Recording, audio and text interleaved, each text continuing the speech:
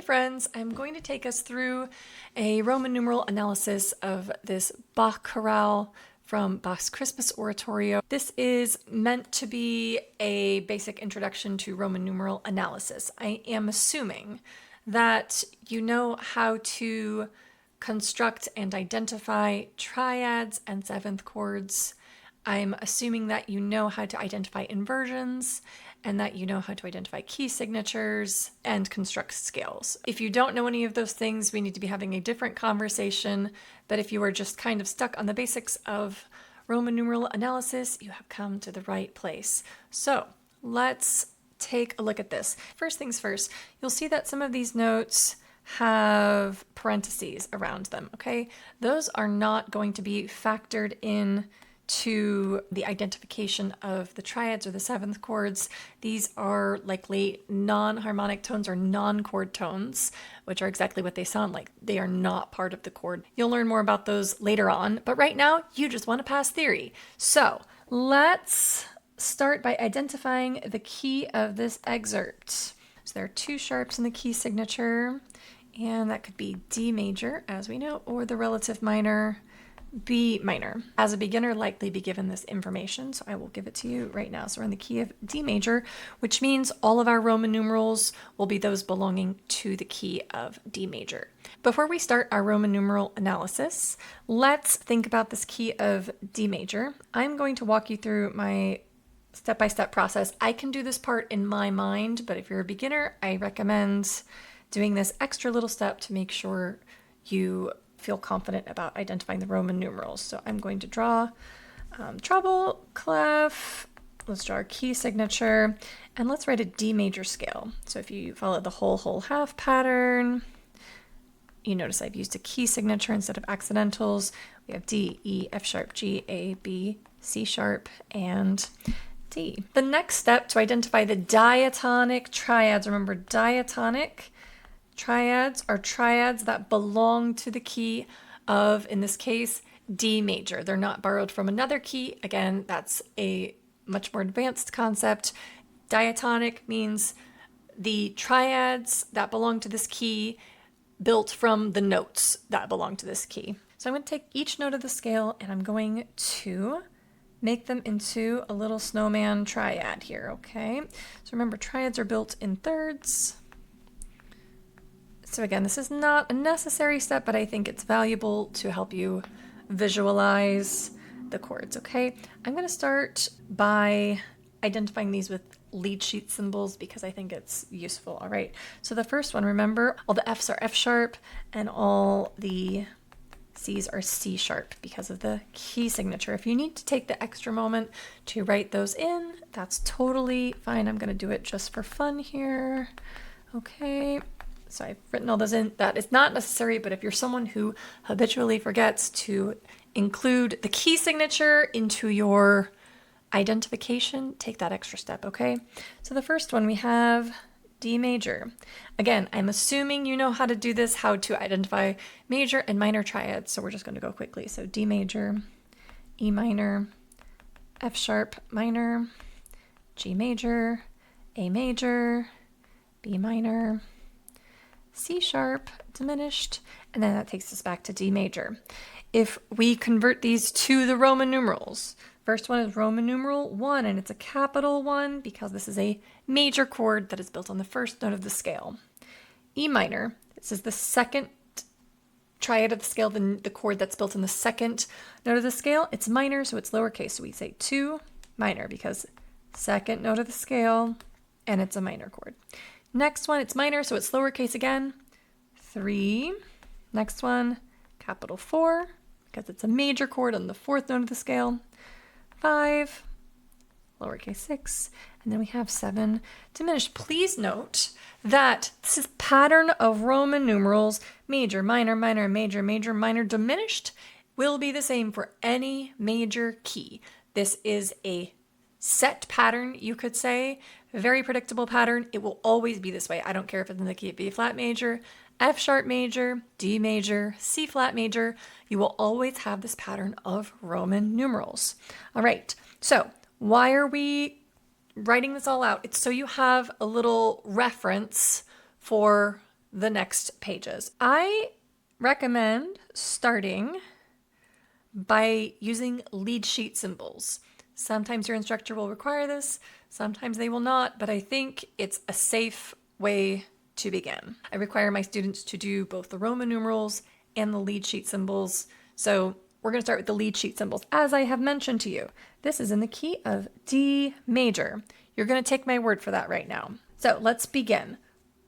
We need to identify the chord or the harmony every time it changes. So every time there's a new note that's not in parentheses, we need to identify what is going on. We're starting right here. Okay. And what notes do we have? We have A, C sharp, remember C sharp, E, and A. Now I know, and hopefully you know, that A, C sharp, E makes A major. So I'm going to write that down here. I'm going to put it in the top line. Okay, A major. There's an A at the bottom. This is in root position. Great.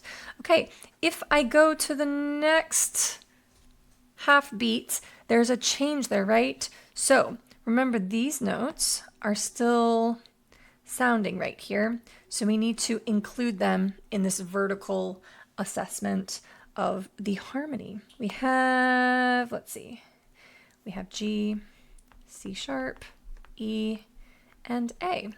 That makes A7, and there's a G at the bottom. This is an inversion. This is third inversion, so A7/G. Right, we're going to get back to the Roman numerals in a second. Stay with me. Next, F sharp. I'm just going to go one by one. I'm not going to write all the letters out. We have F sharp, C sharp, F sharp, A.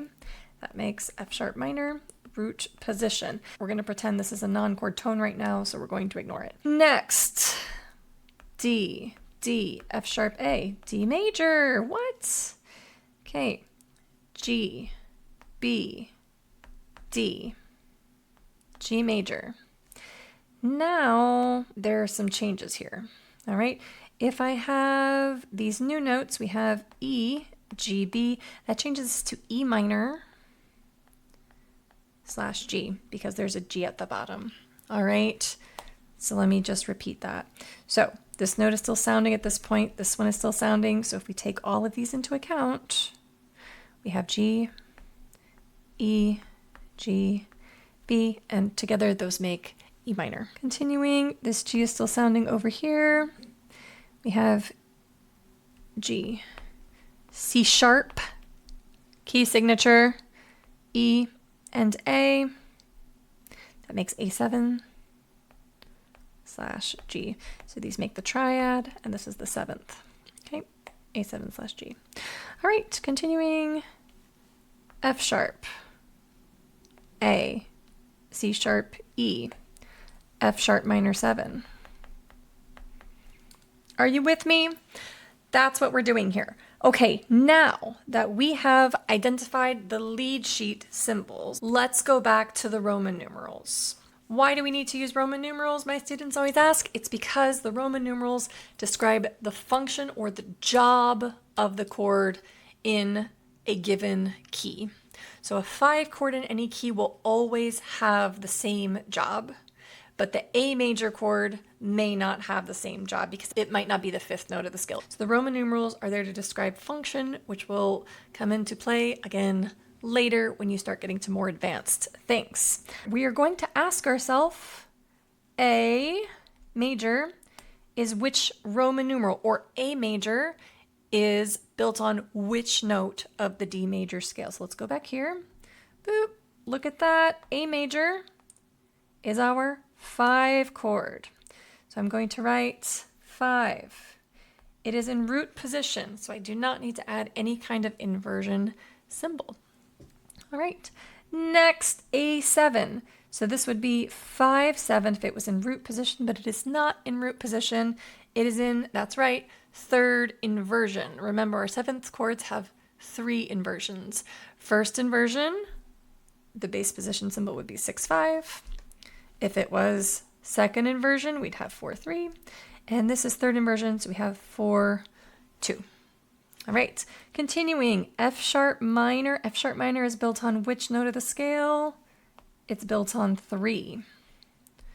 And it's minor 3. Again, important to use capital Roman numerals or major, triads, or chords. Lowercase Roman numerals indicate minor chords. Continuing, D major, this is our 1 chord.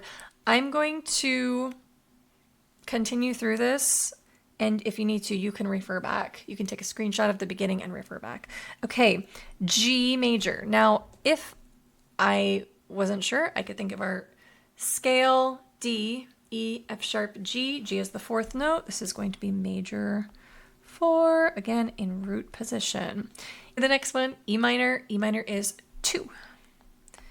And it's in first inversion. The 3rd of the chord is in the lowest position. It's in the bass. Okay, so this is going to be 2, 6. We have our 5, 4, 2 again here. We saw that earlier. And now we have 3, 7. Okay, 3, 7. All right. Are you with me? The goal of Roman numeral analysis is to, number 1, identify the triads. Use their letter names, use the lead sheet symbols. Step 1. Okay, step 2, figure out where that triad falls or that chord falls in the scale. Remember, the Roman numerals are identifying which note of the scale the triad or the chord is built on. I did forget to mention that the 5 chord, if we add another note, becomes 5, 7. Okay, and then if we add another note to the top of this one becomes 7. Is that 7, half diminished 7. Those are the most common 7th chords. All right, lead sheet symbols, Roman numerals, make sure you include the inversions for both of these things, and always ignoring the notes that are in parentheses. You're going to get to the point where you are able to identify which notes belong to the chords and which ones do not belong. Don't overthink it. Your goal here is probably just to pass music theory. That's all you have to do. I hope this helps.